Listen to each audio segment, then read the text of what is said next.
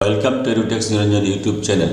আজকের এই ভিডিওর আলোচ্য বিষয় চ্যালেঞ্জ ভোট। কোনো একজন ভোটার ভোট দিতে এলেন, ভোট দিতে আসার পর কোনো একজন পোলিং এজেন্ট ওই ভোটারের পরিচিতি নিয়ে চ্যালেঞ্জ করলেন, অর্থাৎ তিনি অভিযোগ করলেন বা চ্যালেঞ্জ করলেন যে তিনি সেই ভোটার নন। তখন প্রিসাইডিং অফিসারকে বিষয়টি অনুসন্ধান করতে হবে। একটি উদাহরণের সাহায্যে আমি বিষয়টি আপনাদের বোঝাচ্ছি। ধরুন কোনো একজন ব্যক্তি এলেন ভোট দিতে, তার নাম হচ্ছে Rajat Das, serial number voter list 412। সেই বুথে একজন পোলিং এজেন্ট ছিলেন মিলি উরাও। তিনি চ্যালেঞ্জ করলেন যে রজত দাস নামে যে ব্যক্তি এসেছেন ভোট দিতে তিনি সেই ব্যক্তি নন। তখন প্রিসাইডিং অফিসার মিলি উরাওকে বলবেন 2 টাকা জমা দিয়ে, এই 2 টাকা জমা দিতে, প্রতিটি চ্যালেঞ্জের জন্য 2 টাকা করে পোলিং এজেন্টকে জমা করতে হবে। তো এই যে রিসিভ বুক অ্যানেক্সার 19, এটা প্রিসাইডিং অফিসার তখন ফিল আপ করবেন। বুক number 1, page number 2, presiding officer for polling station number দেবেন, রিসিভ সাম 2 ইন ক্যাশ 2 টাকা নিয়েছেন কার কাছ থেকে? মিলি উরাও পোলিং এজেন্টের কাছ থেকে এই 2 টাকা নিয়েছেন। এটা ফিল আপ করতে হবে। এটা ফিল আপ করে 1 কপি মিলি উরাওকে দিয়ে দিতে হবে। এটা যখন ক্যাশ 2 টাকা দিয়ে দিবে তখন প্রিসাইডিং অফিসার কি করবেন? এই অনুসন্ধান চালাবেন। কিভাবে অনুসন্ধান চালাবেন? প্রথমে যে পোলিং এজেন্ট অভিযোগ করেছেন যে তিনি সেই ব্যক্তি নন, তাকে বলবেন তার সপক্ষে প্রমাণ দাখিল করতে। তাকে প্রমাণ করতে হবে যে কি প্রমাণ তিনি দিতে পারেন যে রজত দাস হচ্ছে সেই ব্যক্তি নন। মিলি উরাও যে সমস্ত প্রমাণ দিলেন রজত দাসের বিষয়ে, রজত দাসকে বলবেন সেই সমস্ত প্রমাণ খণ্ডন করার জন্য, বা রজত দাস যে প্রকৃত ভোটার সেই বিষয়ে তাকে প্রমাণ দেওয়ার জন্য বা প্রমাণ করার জন্য। ইতিমধ্যেই প্রিসাইডিং অফিসার চাইলে এই অনুসন্ধান বা তদন্ত চলাকালীন প্রিসাইডিং অফিসার কোনো আধিকারিক বা ভোটদাতা প্রতিবেশী বা অন্য কোনো ব্যক্তি যিনি এই ব্যাপারে জানেন তার কাছ থেকেও সাহায্য নিয়ে ঘটনার সত্যতা যাচাই করতে পারেন। এবার প্রিসাইডিং অফিসার অনুসন্ধান করে যখন দেখবেন যে এই অভিযোগের বা চ্যালেঞ্জের কোনো ভিত্তি নেই, সেই ক্ষেত্রে চ্যালেঞ্জ হওয়া ওই ব্যক্তিকে ভোটদানের অনুমতি দেবেন, এবং ভোটদানের অনুমতি দিলে পরে পোলিং এজেন্ট যে 2 টাকা দিয়েছিলেন সেটা ফরফিট হয়ে যাবে, সেটা গভর্নমেন্টের খাতায় জমা পড়ে যাবে। আর যদি মনে করেন চ্যালেঞ্জটি প্রতিষ্ঠিত হয়েছে, অর্থাৎ পোলিং এজেন্টের কথাই সঠিক, তিনি জাল ভোটার হিসেবে প্রতিপন্ন হয়েছে, সেই ক্ষেত্রে উক্ত ব্যক্তিকে লিখিত অভিযোগের সহ পুলিশের হাতে তুলে দিতে হবে।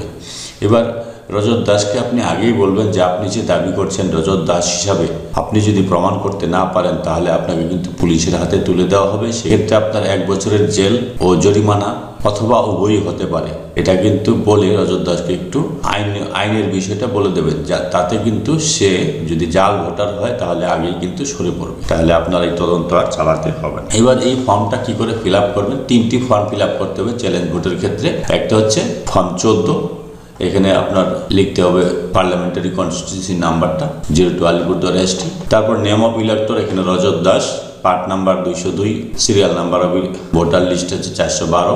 এই যিনি ভোটার ভোট দিতে এলেন, যাকে অভিযোগ করেছেন মিলি উরাও পোলিং এজেন্ট, তার হচ্ছে রজত দাসের এখানে টিপসই নিতে হবে বৃদ্ধাঙ্গুষ্ঠের, এবং LTI অফ রজত দাস লিখে দেবেন, এবং তার সিগনেচারও কিন্তু নেবেন। যদি তিনি এখানে টিপসই বা সিগনেচার দিতে অস্বীকার করে তাহলে তাকে ভোট দান থেকে বিরত রাখবেন, ভোট দিতে দেবেন না। এবার address of the challenged person as per epic থেকে তার অ্যাড্রেসটা লিখবেন। এবার এই রজত দাসকে প্রমাণ করতে গিয়ে তিনি যে রজত দাস বা তিনি রজত দাস নন সেটার কোনো সাক্ষী যদি কেউ দিয়ে থাকে, নেম অফ আইডেন্টিফায়ার, শনাক্তকরণকারীর নামটা এখানে এনি আদার পার্সনের জায়গায় লিখতে হবে। নেম অফ চ্যালেঞ্জার, যিনি চ্যালেঞ্জ করেছেন, কে চ্যালেঞ্জ করেছেন? মিলি উরাও পোলিং এজেন্ট চ্যালেঞ্জ করেছেন, এখানে তার নামটা লিখতে হবে। এবার দেখুন এখানে 2টি বিষয় রয়েছে, হয় রজত দাস নিজেকে প্রতিষ্ঠিত করতে পেরেছে অথবা মিলি উরাও নিজেকে প্রতিষ্ঠিত করতে পেরেছে চ্যালেঞ্জ। এবার যদি রজত দাস নিজেকে প্রতিষ্ঠিত করতে পারেন বা মিলি উরাওয়ের অভিযোগ যদি মিথ্যা বলে প্রতিপন্নিত হয় তাহলে রজত দাসকে ভোট দিতে দেবেন। এখানে প্রিসাইডিং অফিসার একটা অর্ডার লিখবেন, 9 নম্বরে কি লিখবেন? অ্যালাউড টু ভোট, অর্থাৎ মিলি উরাও যিনি পোলিং এজেন্ট চ্যালেঞ্জ করেছিলেন তার চ্যালেঞ্জটা রিজেক্টেড হয়েছে। চ্যালেঞ্জ যখন রিজেক্টেড হবে এখানে আপনি অ্যালাউড টু ভোটও লিখতে পারেন অথবা চ্যালেঞ্জ রিজেক্টেড লিখতে পারেন। এবার এখানে সিগনেচার অফ পোলিং এজেন্ট নিয়ে নেবেন এবং ₹2 ফরফিটেড। যখন অ্যালাউড টু ভোট হবে তখন এই 2 টাকা পোলিং এজেন্ট যে জমা দিয়েছিলেন সেই 2 টাকা ফরফিট হবে, অর্থাৎ এই টাকাটা তিনি আর রিটার্ন পাবেন না, এটা গভর্নমেন্টের খাতায় চলে যাবে। এবার সেকেন্ড কন্ডিশন, যদি দেখা যায় যে পোলিং এজেন্টের কথাই ঠিক প্রমাণিত হলো তিনি হচ্ছেন জাল ভোটার, সেই ক্ষেত্রে প্রিসাইডিং অফিসার অর্ডারে লিখবেন নট অ্যালাউড টু ভোট অথবা challenge accepted. Allowed to vote অথবা চ্যালেঞ্জ রিজেক্টেড লিখতে পারেন, এখানে নট অ্যালাউড টু ভোট অথবা চ্যালেঞ্জ অ্যাকসেপ্টেড লিখতে পারেন, সেক্ষেত্রে ₹2 রিফান্ডেড। তখন সেক্ষেত্রে যে পোলিং এজেন্টের মানে চ্যালেঞ্জটা যখন অ্যাকসেপ্ট হবে, অ্যাকসেপ্ট হওয়া মানে ইনি জাল ভোটার, সেই ক্ষেত্রে নট অ্যালাউড টু ভোট হবে এবং 2 টাকা কিন্তু পোলিং এজেন্টকে ফেরত দিয়ে দেবেন। এবং যদি টাকা ফরফিট হয় তাহলে রসিদের মধ্যেও কিন্তু এখানে যে রিসিপ্টটা দেবেন পোলিং এজেন্টকে, রিসিপ্টের মধ্যে কিন্তু লিখে দিতে হবে ফরফিটেড টু গভর্নমেন্ট। আর যদি রিটার্ন দিয়ে দেন তাহলে লিখে দেবেন receive back the amount of ₹2, এই টাকাটা ফেরত দিয়ে দিলেন। এটা হচ্ছে 1961 সালের যে রুলস, ইলেকশন রুলস 36-এ রয়েছে। তো এখানে রিসিপ্টে মিলিও রয়ের সই নিয়ে নেবেন আর এখানে ডেটটা দেবেন। এটা হচ্ছে 3টা জিনিস গেল, 2টো জিনিস গেল, একটা হচ্ছে ফর্ম 14 আর রিসিপ্ট বুক। আর একটা বিষয় রয়েছে যেটা হচ্ছে এখানে প্রিসাইডিং অফিসার সাইন করবেন। আর একটা হচ্ছে যদি তিনি জাল ভোটার হিসেবে প্রতিপন্ন হন, প্রমাণিত হয়, তাহলে অ্যানেক্সার 20 ফিল আপ করতে হবে।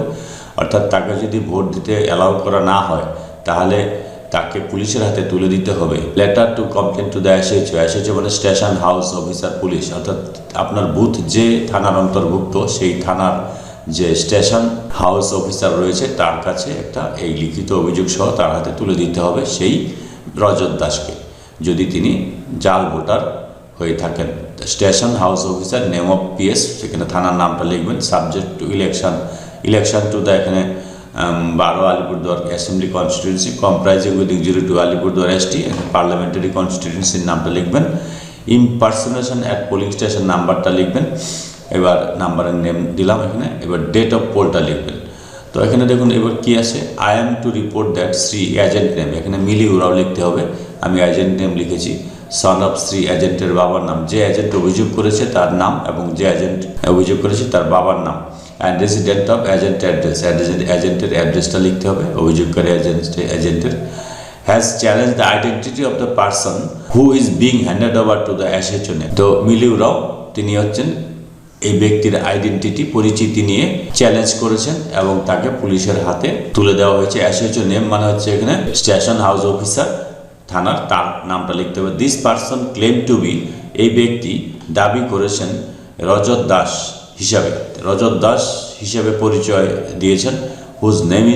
Whose name appears at serial number 412, যার নাম হচ্ছে সিরিয়াল নাম্বার 412-তে আছে ইন পার্ট 202। এটা কিন্তু ওই ফর্মে কিন্তু রয়েছে, দেখুন এই প্রথম ফর্মটাতে সিরিয়াল নাম্বার, পার্ট নাম্বার এগুলো কিন্তু রয়েছে। এই যে এখান থেকে লিখবেন, এই যে পার্ট নাম্বার আর সিরিয়াল নাম্বার এটা এখানে রয়েছে, এখান থেকে আপনারা লিখতে পারবেন। Serial number, part number 202 of the electoral roll of 02 APD constituency. He could not prove himself to be this elector, তিনি নিজেকে প্রমাণ করতে পারেননি ভোটার হিসেবে। ইন মাই অপিনিয়ন, আমার মতে হি ইজ অ্যান ইম্পোস্টার, তিনি একজন জাল ভোটার বা প্রতারক। I am to request you to take necessary action as required under section 171 of the Indian penal code. আমি আপনাকে অনুরোধ করছি ভারতীয় দণ্ডবিধির 171 ধারায় তার বিরুদ্ধে প্রয়োজনীয় ব্যবস্থা নেওয়ার জন্য। 171 ধারাটা কি? 171 ধারায় বলা আছে যে এই অপরাধের জন্য 1 বছর জেল ও জরিমানা অথবা উভয়ই হতে পারে। তো এখানে ডিস্টিংগুইশ মার্ক দেবেন, প্রিসাইডিং অফিসার সাইন করবেন আর প্লেসটা লিখবেন, যে জায়গায় বুথ সেই বুথের অ্যাড্রেসটা লিখলেই হবে, ডেটটা লিখবেন। কপি ফরওয়ার্ডেড টু রিটার্নিং অফিসারকে একটা কপি এটা দিতে হবে। 12 Alipurduar constituency, returning officer for parliamentary constituency এটা লিখবেন। এই যে the above letter and person refer to therein handed over to me at 1টা PM, অর্থাৎ এই ব্যক্তিকে 1টার সময় আপনি হ্যান্ড ওভার করেছেন পুলিশের কাছে। Date by the presiding officer, এখানে ডেট দিবেন আর এখানে এসএইচও সাইন করবেন। এইটাকেই বলা হয় letter to complaint of the SHO police, অর্থাৎ যিনি জাল ভোটার হিসেবে প্রমাণিত হবেন তাকে পুলিশের হাতে তুলে দিতে হবে। আর যদি তিনি জাল ভোটার হিসেবে প্রমাণিত না হন তাহলে এই letter to complaint of the SHO লিখতে হবে না, কারণ হচ্ছে তাকে ভোটদানে অ্যালাউ করে দিলেন, অ্যালাউ টু ভোট লিখলেন যখন, তার মানে তিনি সঠিক ভোটার, তাহলে তার বিরুদ্ধে আর অভিযোগের কোনো বিষয় নেই। এইভাবে চ্যালেঞ্জ ভোট প্রসেসটা করতে হবে। আর সমস্ত ফর্মের ফিল্ড আপ কপি এই ভিডিও ডেসক্রিপশন বক্সে দেওয়া থাকবে, আপনারা চাইলে সেখান থেকে ডাউনলোড করে নিতে পারেন। Thanks for watching this video.